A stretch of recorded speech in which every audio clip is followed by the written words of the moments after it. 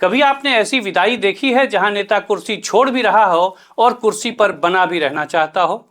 बिहार के मुख्यमंत्री नीतीश कुमार आजकल समृद्धि यात्रा पर हैं, लेकिन सवाल यह है कि यह यात्रा विकास की है या फिर सत्ता को दिल्ली से रिमोट कंट्रोल पर चलाने की तैयारी। आज बात सत्ता के उस मोह की जिसे बड़ी सफाई से त्याग का चोला पहनाया जा रहा है। बात उस विदाई की जो विदाई होकर भी सचमुच विदाई है ही नहीं। नमस्कार, मैं हूं राजेश रंजन और आप देख रहे हैं द न्यूज स्कैन। बिहार की राजनीति के सबसे माहिर खिलाड़ियों में से एक मुख्यमंत्री नीतीश कुमार इन दिनों समृद्धि यात्रा पर हैं।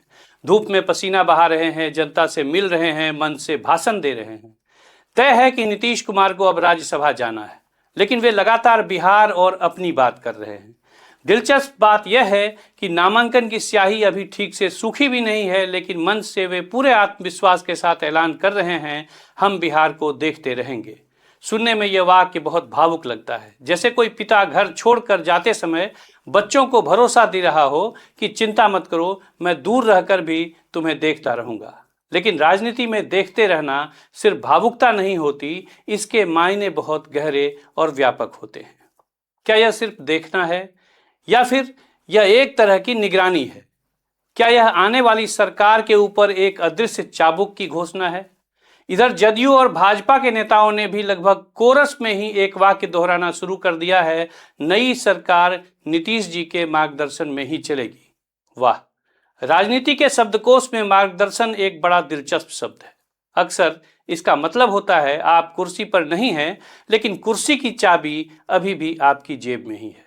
जब सत्ता हाथ से छूट रही हो लेकिन असर और प्रभाव बनाए रखना हो, तब नेता मुख्यमंत्री नहीं मार्गदर्शक बन जाते हैं।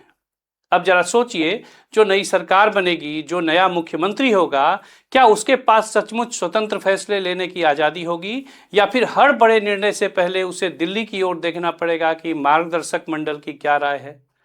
दरअसल मुख्यमंत्री नीतीश कुमार भी यह अच्छी तरह से जानते हैं कि अगर उन्होंने पूरी तरह से किनारा कर लिया तो वह राजनीतिक आधार, वह वोट बैंक जिसे उन्होंने दशकों से तैयार किया है, धीरे धीरे बिखर भी सकता है।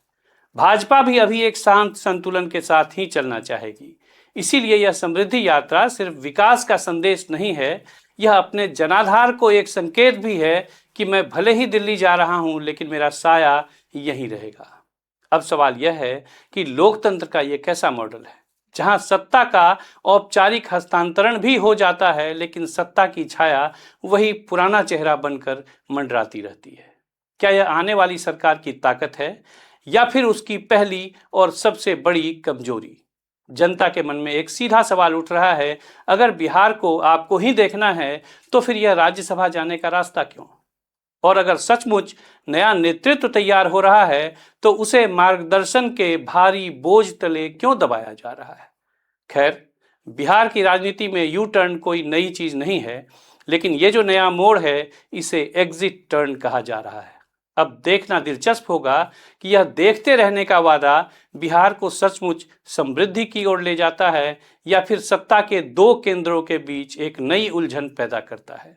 सबसे बड़ी चुनौती तो भाजपा के लिए है कि बिहार की सत्ता पर काबिज होने के मिशन में वह इस सियासी संतुलन को कैसे मैनेज करती है। इस तरह के बेबाक विश्लेषण अगर आपको पसंद है तो हमारे चैनल को लाइक और सब्सक्राइब जरूर कर लें। जल्द मिलते हैं एक और मुद्दे के साथ, तब तक के लिए द न्यूज स्कैन की तरफ से राजेश रंजन का नमस्कार।